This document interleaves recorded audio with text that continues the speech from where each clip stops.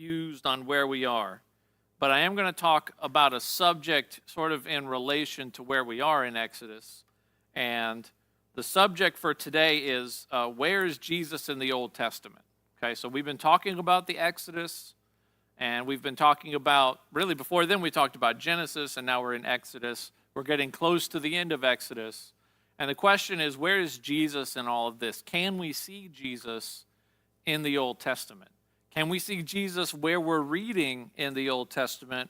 Where is he and how can we see him? So let's look at our goal. Our goal is on the screen. First slide. There we go. To seek and savor Jesus Christ in the whole Bible, right? To seek and to savor Jesus Christ in the whole Bible. We want to do this appropriately, and we want to do this understanding the importance that Jesus plays in the Bible, right? We claim as Christians that Jesus is God and that God has inspired all of Scripture, and so we want to understand where Jesus fits in. We know that the entire Old Testament is leading towards this event of Jesus at the cross, right? But how can we say that Jesus is in the whole Bible when he isn't even born until the New Testament, right? We don't actually even say the word Jesus until the New Testament, right? So how can we talk about Jesus in the Old Testament when he isn't even born until the New Testament? And how can we see Jesus in the passage that we're talking about?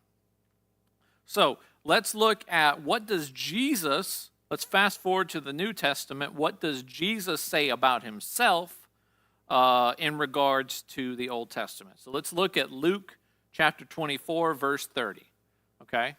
And this is after Jesus has been crucified and he's been resurrected, and the accounts of Jesus' resurrection are still being told by other people, and some have not heard the news yet, so he shows up to two men on the road to Emmaus and starts telling them the good news. Now, they don't realize that it's Jesus at the moment, but later, when they begin to break bread, they will realize it's Jesus. But here's what Jesus says about himself in Luke 20, verse 30. He says this: when he sat at the table with them, he took bread and blessed it and gave it to them. Actually, I think I have the wrong verse. I have the wrong verse. That's fun. Okay, verse 27, which is not on the screen because I wrote the wrong verse down. Look at verse 27 and Luke 24. Verse 27 and Luke 24. Which is not on the screen, and that's okay because we can read. And if you don't have a Bible, that's fine, you can listen. All right, it says, and beginning with Moses and all the prophets, he, being Jesus, interpreted to them in all the Scriptures the things concerning himself. So beginning with whom? Moses and the prophets, he interpreted them in all the Scriptures the things concerning himself. So here we see from the beginning, even from Moses, all the way back to the beginning, the things concerning Jesus. Now, what is Jesus telling us here? What are we learning from Jesus? Well, who is Moses? Anybody? We've been talking about Moses for a long time. What's significant about Moses in regard to the first 5 books of the Bible? He led the people out of bondage, that's right. And who wrote the first 5 books of the Bible? Moses did, right. And so when Jesus is referring to Moses, he's not simply saying the Exodus, but all the way back to Genesis, beginning with the account that Moses gives in Genesis. All the way from the beginning, he teaches them, interpreting to them in all the Scriptures the things concerning himself. Okay, so this is our goal. This is what we want to do. We want to see Jesus from the beginning all the way through to the New Testament, right? We want to see it where he actually is. We don't want to try and find ways that Jesus isn't there in like kooky ways, but we want to like actually see where Jesus is, what is Jesus talking about here in Luke, and how can we see that in the Old Testament. So where is Jesus in the Old Testament? Okay, because Jesus, next slide, Jesus isn't named in the Old Testament. Next slide. We are having technical difficulties. Oh, that's fun. Okay. All right, well, I'm just going to talk. So where is Jesus in the Old Testament? So because Jesus isn't named in the Old Testament, okay? First major portion of the Bible, we're talking about thousands of years of history of the Jewish people leading into the New Testament. And Jesus, the name, the word Jesus, isn't even spoken in the Old Testament, okay? Now, there are some names that are given for the Messiah who is to come. We have Emmanuel, we have the suffering servant, but the word Jesus doesn't show up until the New Testament, okay? So, where do we see him? Well, we do see predictions about a coming Messiah. That's a really specific way that we can see Jesus in the Old Testament. We talk about that at Christmas time every year, right? We talk about the prophecies in Isaiah. We talk about the prophecies in our house. We always read the prophet Micah. Last week in the sermon, we read from the prophet Zechariah. And by the way, it's Zechariah, even though Cody kept saying Zechariah, but that's not a big deal. But he was reading from the prophets. He read specifics, like this is who this person will be. This Messiah will come from here. He'll come from Bethlehem. He will be pierced. We had some really specific things. So that's easy. When we have the really specific things, it's very easy to see Jesus, right? Oh my gosh, wow, he's right there. It's Psalm 22, Isaiah 53, really clear messianic passages.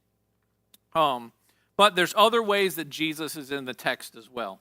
Another way that Jesus is in the text, Jesus is in the Old Testament because he is God incarnate. He's God incarnate. Everybody remember what incarnate meant? Because Brother Cody taught that to us a while back. What's the word incarnate mean? In the flesh, right. Carne means meat, which is a helpful thing. If you're going on the Guatemala mission trip and you want to order a steak, the word is carne. So he's in the meat. He's in the flesh. Jesus has come in. He's God in the flesh, but it means he's also God. Oh, we have our slides back. Awesome. So Jesus is God, okay? Jesus is God. Let's take a look at a very familiar passage. You can look on the screen. You don't have to turn there. John 1, and you should know this very well. John 1 says, "In the beginning was the Word, and the Word was with God, and the Word was God." John is referring here to Jesus as the Word. This is very clear as you read this passage, as you read this paragraph that John is telling us. The Word is Jesus. So the Word was God. Verse 2, he was in the beginning with God. Okay? So when was he? Where was Jesus? He was at the beginning. Verse 3, all things were made through him, and without him was not anything made that was made. Everything that was made at the beginning, Genesis chapter 1, was made through Jesus. Jesus was there at the beginning. All things were made through him. Jesus does not begin to exist in the New Testament. Jesus existed from the beginning. This is very clear here in verse 3. All things were made through him, and without him, not anything made. Without him was not anything made that was made. He made everything, right? So, he is God. Jesus is God. The claims of Christianity is not that Jesus is a great guy, but that Jesus is God, and he was God from the beginning. All right, so Jesus is when we talk about Jesus, we want to be specific. So Jesus is the second person of the Trinity. All right, now I've talked about this a little bit, so I'm going to try and do this really fast. If you have questions about the Trinity, if it doesn't make any sense to you, That's fine. We can, if you want to ask me questions, we can do that later. I don't want to spend a ton of time on it. I could, because it fascinates me. It's a really fun subject. But the Trinity. All right, show the next slide. All right, so this is a definition image of the Trinity. Okay, the Trinity is not a triangle, but this helps us with our definitions a little bit. Okay, the Father is not the Son is not the Holy Spirit is not the Father, but the Father is God, the Son is God, the Holy Spirit is God. The Son there is Jesus. Jesus is the Son. He is God. He is the second person in the Trinity. Okay, so anytime the Old Testament talks about God, it's talking about all of that. Okay? The Old Testament talks about God frequently, and it's all three persons in the Godhead are the Old Testament is talking about that. So let's see this as Jesus in the Old Testament. Okay? When you see the word Lord in all caps in the English Bible, this is the name for God, Yahweh. Remember Moses at the burning bush? God says, go tell my people that I'm going to tell Pharaoh to let my people go. And he says, when I tell the people this, who shall I say is sending me? God says, I am, right? This is the Hebrew word Yahweh, which here I'm abbreviating YHWH, Yahweh. And if you ask, well, where are the vowels? Hebrew's funny. It doesn't really have vowels. It's all consonants. Makes your brain hurt. But it's the word Yahweh, which sometimes also gets translated into Jehovah. This is the same word. So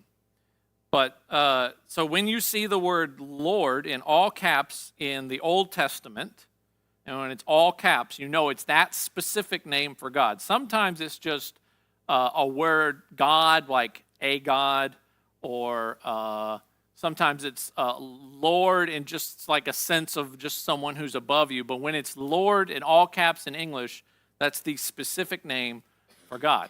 So anytime that God, Yahweh, is mentioned in the Old Testament, this is a reference to the Trinity. And here's the thing that I want us to get from this. This includes Jesus, okay? So we're not saying, well, there's the Father's in the Old Testament and Jesus is in the New Testament. That's not the case. Jesus is in the Old Testament, okay? John already told us that. In the beginning was the Word. Through him, everything was made. Jesus is in the Old Testament. So where do we see Jesus? First way, we see him because anytime God is mentioned, Jesus is mentioned. So Jesus claims himself to have been present in the Old Testament. Look on the screen with me at John chapter 8. John chapter 8.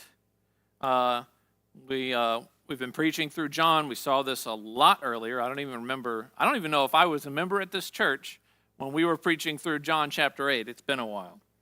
But the Jews said this in verse 57. So the Jews said to him, "You are not yet 50 years old, and have you seen Abraham?" Because Jesus was claiming to have seen Abraham. And Jesus said to them, verse 58, "Truly, truly, I say to you, before Abraham was," what's the next two words?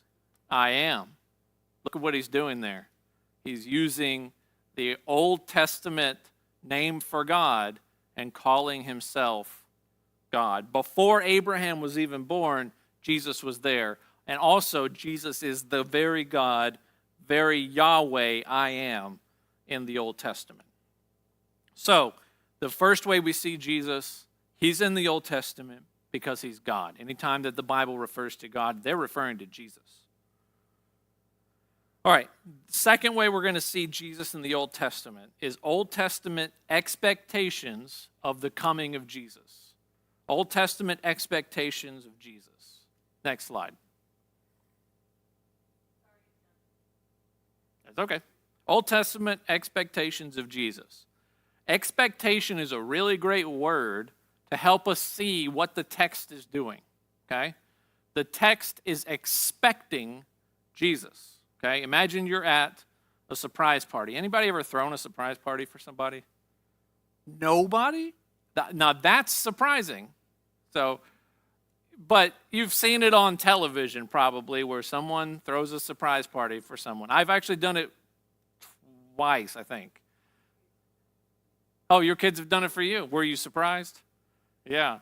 So the Old Testament's kind of like where everybody's waiting in, let's say, the room, and the lights are off, and they're all crouching, and they're kind of waiting. When's the birthday person going to get here? That's sort of what the Old Testament is doing. It's sort of a picture of what it's doing. It's waiting for Jesus to arrive, right? It's setting up the stage for Jesus to arrive.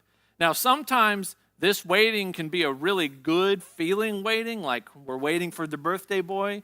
And sometimes it's, wow, life is really hard. I can't wait for God to fix it. And he's going to fix it through Jesus. So the Old Testament looks forward to a day when God will redeem his people and save his people. Thus, the Old Testament looks forward to the work of Jesus. Anytime something in the Old Testament happens, it's leaving an expectation which is only fulfilled by Jesus. Only fulfilled by Jesus. Anytime something happens in the Old Testament, it's giving us this expectation for Jesus. And this is a way we can see Jesus. So, next slide. We can look at what happens in the Old Testament, ask some questions. Number one, did something bad happen in the text? All right, we're reading the story. Did something bad happen? Well, this expectation shows that there's a need for restoration through Jesus. Now, God does work to restore his people, to bless his people, but it's sort of a little here and a little there, but it's not perfected until Jesus, right? So an example here, something bad happening in the story of the Old Testament. Joseph's brothers sell him into slavery, okay? So that's something horribly bad that happens in the Old Testament. Imagine your brothers selling you into slavery. This shows brokenness in the world. It shows the reality of the fall from Adam and Eve, their sin, the reality of the brokenness through sin. It shows a need for restoration, for Jesus to come to make all things new, to bring the brothers together. So we feel it's sort of a bad feeling expectation. We need the brokenness to be fixed, and it's only fixed through Jesus. But there's another way. It's another question we could ask. Did something good happen? Did something good happen? This looks forward to the goodness of God through Jesus. It usually appears when God has undeserved mercy on people. And we see this in the Old Testament all the time, that God continually gives undeserved mercy to his people. Undeserved. The people sin, God judges them, but he doesn't wipe them out, right? Now, it almost does with Noah, but he doesn't completely. He saves Noah and his family, which is good news for us because those are our grandparents, right? We wouldn't be here if God didn't save Noah and his family. And he could have wiped out Noah and his family too, but he didn't, right? It's undeserved mercy. Example here, Joseph forgiving his brothers. So we see something good happens in the text, right? Joseph forgives his brothers. They come to live with him in the land of Egypt. And it's good. It restores their family. But as we know, it's temporary, right? Because their goodness in Egypt turns into slavery a few hundred years later.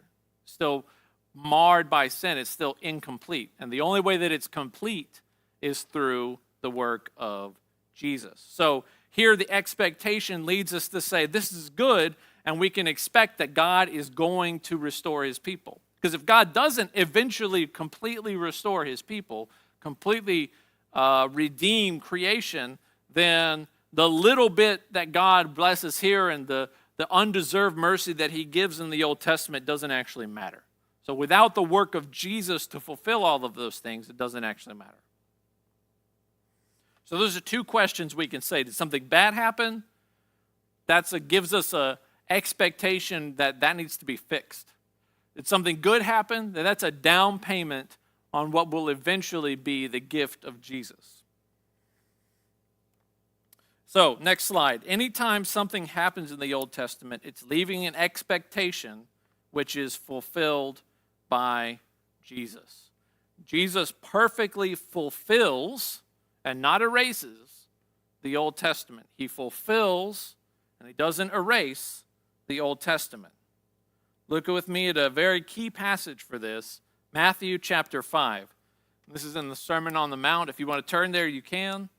I want us to read this together because I think this is, again, helping us see what Jesus says about himself in the Old Testament. So Matthew chapter 5, we're going to start in verse 17, and we're going to read 17 and 18. This is what Jesus says about himself in the Old Testament.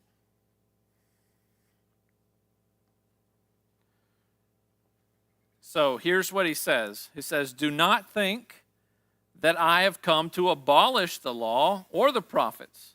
I have not come to abolish them, but to" what? Fulfill them. "For truly I say to you, until heaven and earth pass away, not one iota, not one dot will pass away from the law until all is accomplished." So what's an iota? Anybody know what an iota is? What's that? Yeah, tittle, dot, or tittle, or jot. In Hebrew, there's sometimes like tiny marks, and that's what he's meaning. Not even one of the tiny marks from the Hebrew script of the Old Testament is going to pass away, because he has not come to abolish the law, but to fulfill it. Right? Now, we talked about that a bit when we talked about the Ten Commandments and how do we apply that with Jesus having fulfilled that. But Jesus doesn't get rid of the Old Testament. He's not scrubbing it away. Jesus actually, his ministry doesn't mean anything if we don't understand the Old Testament. So the Old Testament has partial fulfillments of God's promises. Jesus is the ultimate fulfillment, and we have partial fulfillment through some of the people. We have Adam, right? Adam walked with God in the garden, but after he fell, our father Adam was lacking. Jesus is the second, the perfect Adam, 1 Corinthians 15 tells us. We have Abraham, the father of the many nations, but Abraham wasn't perfect, right? Right after he's blessed and called by God, he's then lying about his wife here, and he does some other things that aren't perfect, right? But Jesus is Abraham's promised seed. He's the perfect seed, the perfect promised son that we see through Abraham. We have David. David was the great and mighty king in Israel, but even he had sin, even he had brokenness in his life, and Jesus is the true king in the line of David. David died, and Jesus has not died again. He died and then rose again and has not died at all since. So Jesus is the true king, the unending king in the line of David. And we see Jesus-shaped patterns throughout the whole Old Testament. We're going to read the Old Testament and say, wow, that sounds like Jesus, right? We see patterns in the Old Testament, and it sounds and feels like Jesus. We saw that with the sacrifice of Isaac, which Brother Cody mentioned 2 or 3 weeks ago in his sermon, where it was Isaac was the sacrifice, and then Abraham said God himself will provide the lamb, and God provides a goat, right? We have the Passover lamb. We've been talking a lot about that on Sunday mornings, that Jesus is the ultimate fulfillment of the picture that God gives us in the Passover. We have the high priest atoning for the people's sin in the Old Testament. But again, it has to continually happen over and over every year. And Jesus is the great high priest, Hebrews tells us, that once and for all sacrifices for the people. We have many, many, many, many, many more pictures of Jesus throughout all the Old Testament. So Jesus finishes the promises of the Old Testament, And there are specific promises that he fulfills about the coming Messiah, who is Jesus. Okay, I've talked for a while about how we see Jesus in the Old Testament, some questions we can ask. Let's get back to Exodus. Let's stay where we are in Exodus. What we're going to do now is do some discussion time on how do we see Jesus in the passage in Exodus. So here's some key questions we're going to ask, okay? Key questions we're going to ask. What actions does the text, should say does instead of do, what actions does the text tell us are good or bad, right? That's a really easy way. How do I interpret the Old Testament Bible? Well, something happens in the Old Testament. Is the text showing us that this is good or bad, right? Joseph's brothers sell him off into slavery. The text is showing us that that's bad, right? It's not saying, hey, it's fine that happened, right? What can the bad actions tell us about the need for Jesus? What can we learn about the nature of God in this passage? And what can the mercy of God tell us about the coming of Jesus? Okay, so these are some key questions we're going to ask. And I'll keep asking these questions as we look at some of the verses we've looked at recently. So let's go back to Exodus chapter 32. And we're going to look at some of the verses, some of the story in the book of Exodus, and the golden calf incident, which we're just finished. And we're going to see the response to that. And we're going to, when Cody comes back, Lord willing, next week and finishes Exodus chapter 33. So look in Exodus 32. Let's look at verse 5. We're going to read verse 5, and then I'm going to ask us, how can we see Jesus, the expectation for Jesus here, okay? And then I need you guys to respond, because I don't want to talk for the whole time. All right, verse 5. When Aaron saw this, he built an altar before it, being the golden calf, when he saw the golden calf. And Aaron made a proclamation and said, tomorrow shall be a feast day to the Lord. All caps there, by the way. And they rose up early the next day and offered burnt offerings and burnt peace offerings. And the people sat down to eat and drink and rose up to play. Okay, how can we see Jesus in these two verses here? We're going to stay with these two verses right now. How do we see Jesus here? How do we see an expectation for Jesus?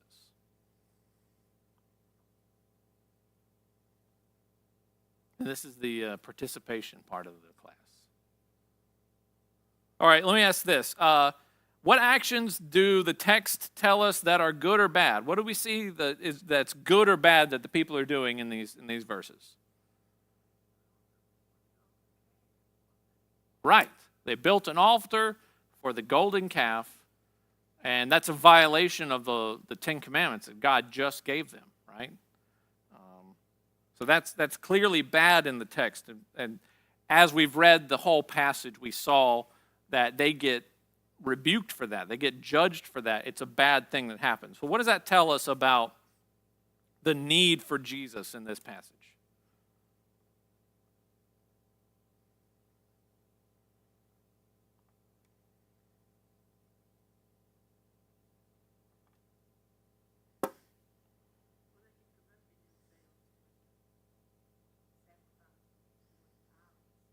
Mm-hmm. Yeah. Even though God gives them the law, they couldn't keep it, you know? Right.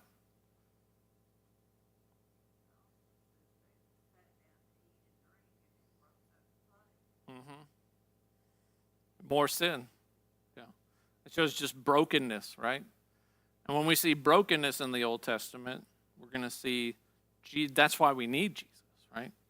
By the way, when you read the book of Judges, boy, the whole book just reads like these two verses right here. I mean, the people they're terrible, and they cry out to God after God judges them for being terrible, and then God has mercy on them. And that happens just over and over again. And at the end of the book, their terribleness just gets ramped up. It's the worst.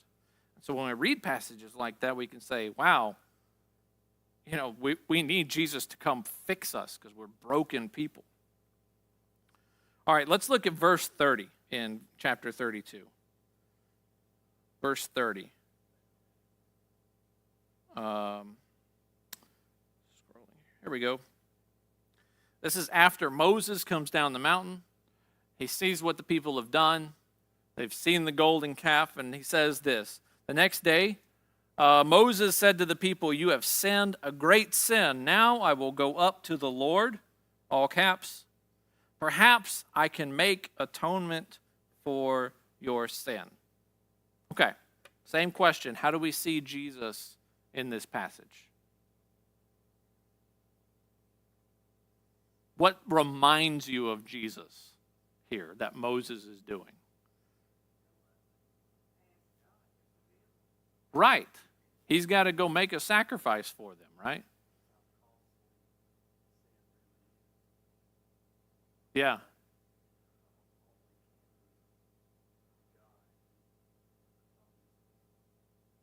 Absolutely.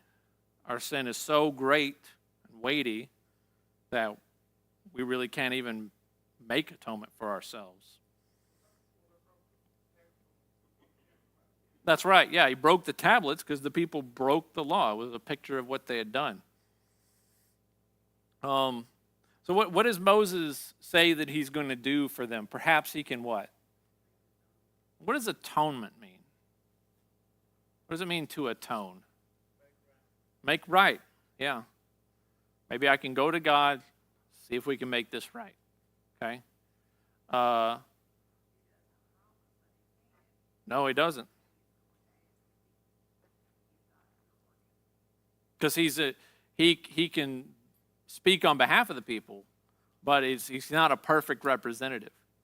And so maybe we need a perfect representative, right? We need Jesus to be the person who can be that representative. And Moses is doing that. He's going on behalf of the people, right? Which is the role that the priest would play later on, that the priest would go on behalf of the people to atone for their sin, right? But again, it's a lacking atonement. Even if he can atone for their sin, he can't wipe it away. He can't cleanse their hearts. We need something better, right? This shows our sin, our need for Jesus, our humans' inability to keep the law, which is the whole point that Galatians tells us of the law anyways. It's a mirror. The law shows us the holiness of God and a mirror on ourselves and how unholy we are. All right, let's go to chapter 33. Skip ahead in the story a little bit, verse 5. Chapter 33, verse 5. Do I have verse 5 on there? I don't? Okay. Well, then we're going to go to verse 7.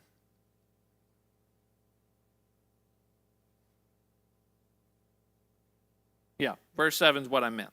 Okay. The tent of meeting. All right, verse 7. Now Moses used to take up the tent and pitch it outside the camp, far off from the camp, and he called it the tent of meeting. And everyone who sought the Lord, all caps, would go out of the tent of meeting, which was outside the camp. Okay, so God judges the people. Where was the tent supposed to be before the people sinned? Yeah, in the middle of the camp, right? And what's the purpose of the tent? Who dwells there? God does, right. Now, since the garden, we haven't had a place for God to be with his people, okay?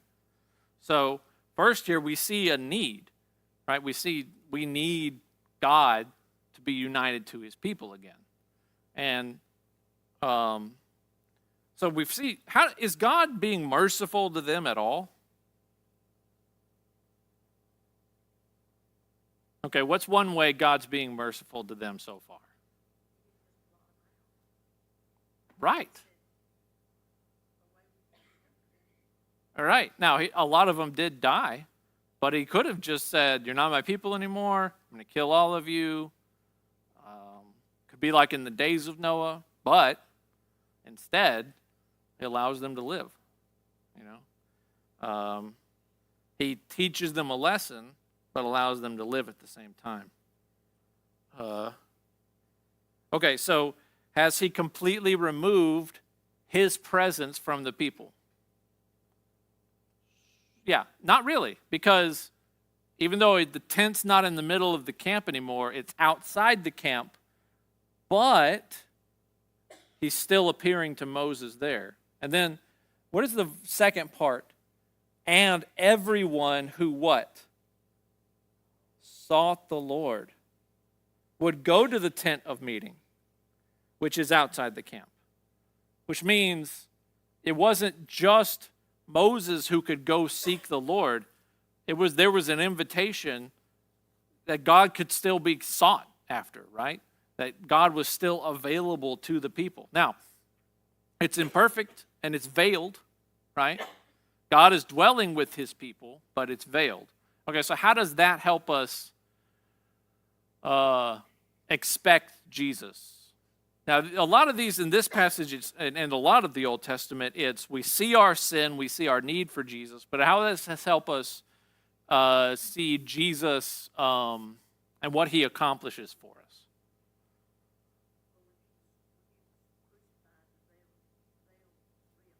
That's right.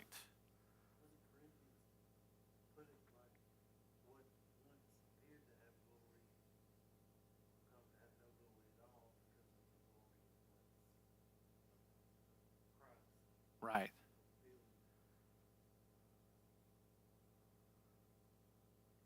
Yeah, absolutely.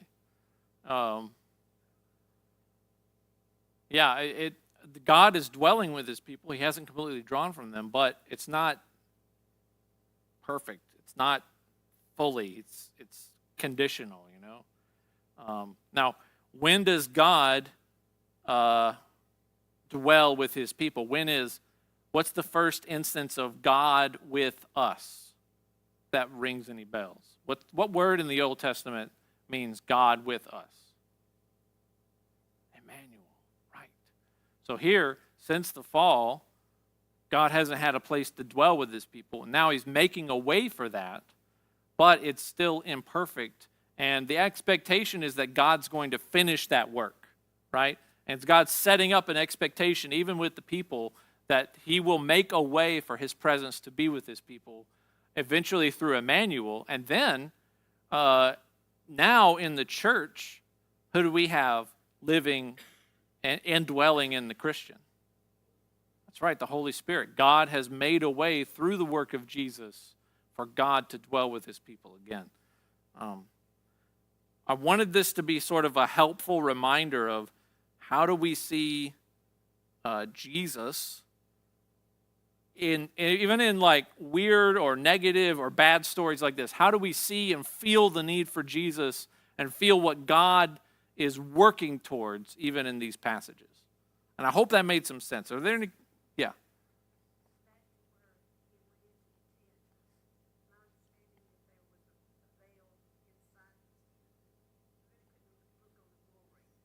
Yeah.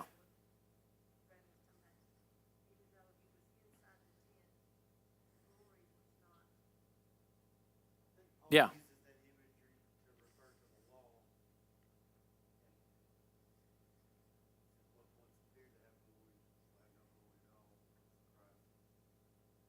Hmm.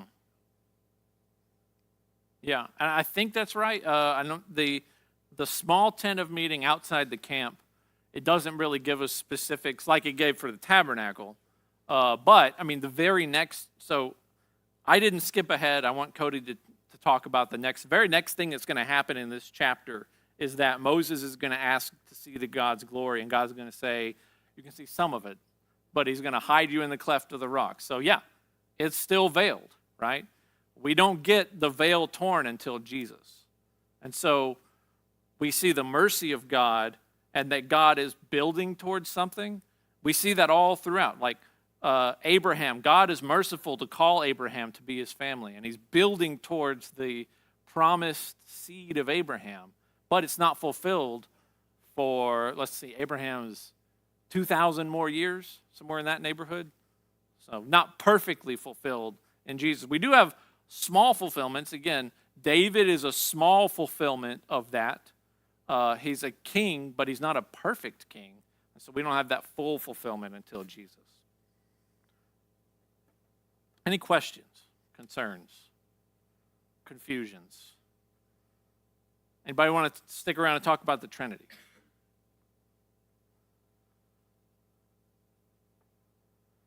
All right. No questions? No thoughts? All right, so be looking for Jesus. If you start looking at the patterns of the stories in the Old Testament as you read it, just wait for some patterns and like, okay, these people here were really terrible. Okay, well, I'm thinking about our need for Jesus through that. Or God is blessing this activity over here. God's making a way. He's being merciful.